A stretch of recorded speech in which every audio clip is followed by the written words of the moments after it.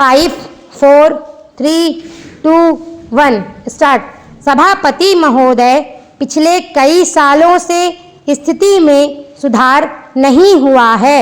स्थिति के हल के लिए हिंदी भाषा का विकास भी नहीं हुआ है। यह संशोधन केवल हिंदी भाषी क्षेत्रों पर ही लागू होता है।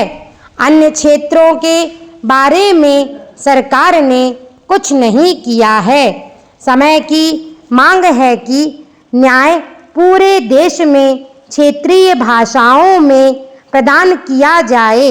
इसलिए यदि सरकार सभी क्षेत्रीय भाषाओं में अनुवाद के लिए एक व्यापक संशोधन लाती है तो अच्छा होगा, लेकिन दुर्भाग्य से ऐसा नहीं किया गया है। मेरे मत से भारत सरकार और सरकारी संस्थाओं को भाषा के संबंध में कोई एक आधारभूत नीति अपनानी चाहिए। कोई भी भाषा उन लोगों पर थोपी ना जाए जो उस भाषा को ग्रहण करने के लिए अभी तैयार नहीं हैं। भाषा तथा भाषा के बीच किसी प्रकार का भेदभाव नहीं होना चाहिए। भाषा के संबंध में कोई अनिवार्यता नहीं होनी चाहिए।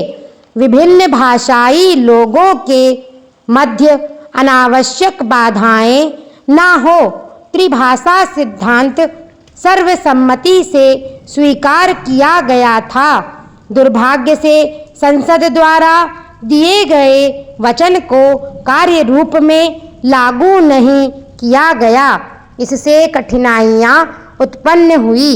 आज भी हिंदी भाषी क्षेत्रों के हमारे मित्रों ने दक्षिण की भाषाओं को नहीं सीखा है।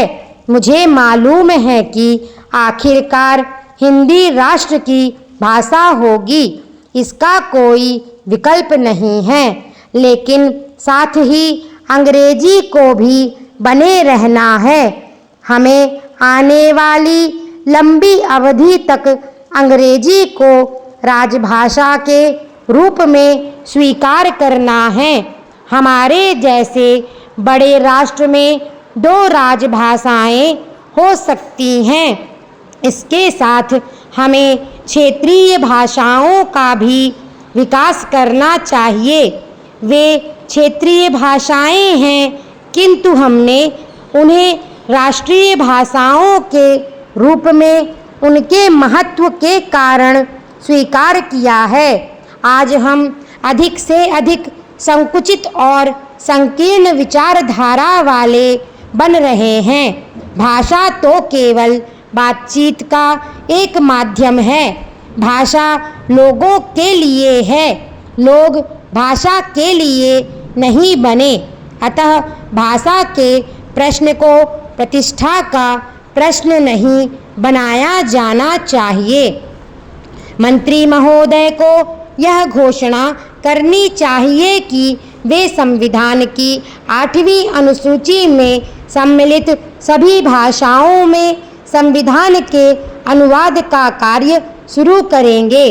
भारत के लोगों को अपनी भाषा में अपना संविधान जानना चाहिए। जो संविधान संशोधन पेश किए गए हैं उनसे स्पष्ट है कि संविधान के हिंदी अनुवाद को प्राधिकृत किए जाने का दक्षिण भारत में कोई विरोध नहीं करता है।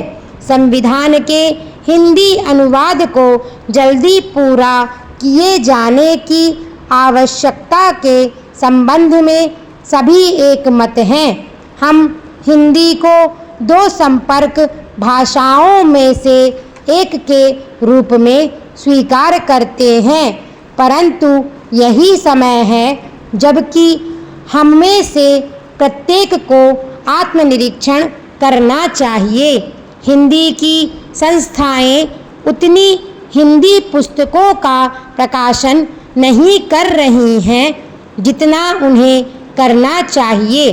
मेरा कहना है कि सरकार की उदासीनता के कारण ही हिंदी को व्यवहारिक उपयोग में उचित मान्यता नहीं दी गई है।